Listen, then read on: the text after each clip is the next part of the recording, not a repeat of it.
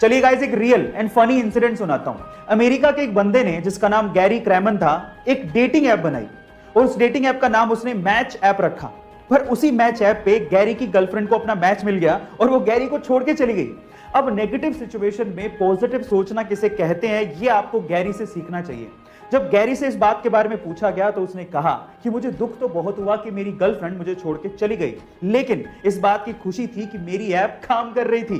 Guys, ये interesting funny incident सुन के आपको कैसा लगा, चैट सेक्शन में जरूर लिखिएगा और ऐसे अमेजिंग वीडियोस के लिए YouTube पे हमारे चैनल को सब्सक्राइब कर लीजिएगा। हम लोग भावात्मक तरीके से कई बार इंग्लिश को गलत बोलते हैं। कैसे, मैं आपको एग्जांपल के साथ बताता हूं। जैसे कि अगर किसी की शादी की सालगिरह है तो उसे मैरिज एनिवर्सरी नहीं कहते, उसे वेडिंग एनिवर्सरी कहते हैं।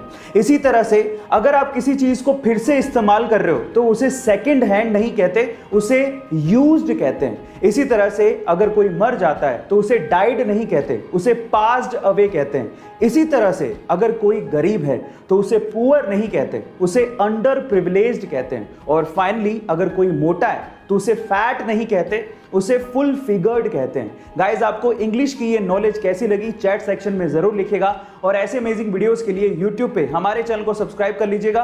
और बेचना एक आर्ट है। आप जितने अलग तरीके से अपने प्रोडक्ट का विज्ञापन करेंगे, आपका प्रोडक्ट उतनी तेजी से लोगों के दिमाग में चढ़ने लगेगा और आपकी सेल्स भी बढ़ने लगेंगी। और कुछ ऐसा ही किया रेड बुल ने। एक्चुअली हुआ कुछ यूं कि एक बार रेड बुल ने अपनी एनर्जी ड्रिंक लंदन में लॉन्च की और उसके लिए सबसे पहले उन्होंने ट्रेडिशनल विज्ञापन किए, जैसे कि टीवी और रेडियो पे ऐड देना, लेकिन उसका लोगों के दिमाग पे कोई फर्क नहीं पड़ रहा था और सेल्स भी नहीं बढ़ रहे थे। फिर रेड बुल वालों ने लगाया दिमाग।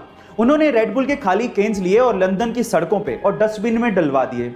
अब जैसे लोग बाहर निकले और उन्होंने वो केन्स देखे तो लोगों को लगा कि ये ड्रिंक बहुत बिकती है और उसके बाद उन्होंने रेड बुल को खरीदना शुरू किया और पीना शुरू कर दिया, जिससे रेड बुल की सेल्स अचानक से बढ़ गई। गाइस, कितना गजब का दिमाग लगाया ना। आपको ये आइडिया कैसा लगा, चैट सेक्शन में जरूर लिखिएगा और ऐसे अमेजिंग वीडियोस के लिए YouTube पे हमारे चैनल को सब्सक्राइब कर लीजिएगा। और गाइस, बुक्स एक इंसान की सबसे अच्छी दोस्त होती हैं, लेकिन अगर मैं आपसे सवाल पूछूं कि पूरी ही दुनिया की सबसे महंगी बुक कौन सी है तो आप लोग क्या कहेंगे? चलिए मैं आपको इसका जवाब देता हूं। उस महंगी बुक का नाम है द कोडेक्स ऑफ लिसेस्टर, जिसे बिल गेट्स ने 1994 में लगभग $30.8 मिलियन से खरीदा था, यानी कि 200 करोड़ रुपए के लगभग इसको खरीदा था। लेकिन आज के टाइम पे अगर इन्फ्लेशन जोड़ दिया जाए तो उसकी कीमत $53 मिलियन के करीब है। इस बुक को लियोनार्डो द विंसी ने खुद ने लिखा था। गाइस, आपको ये इंफॉर्मेशन कैसी लगी, चैट सेक्शन में जरूर लिखिएगा और ऐसे अमेजिंग वीडियोस के लिए YouTube पे हमारे चैनल को सब्सक्राइब कर लीजिएगा। और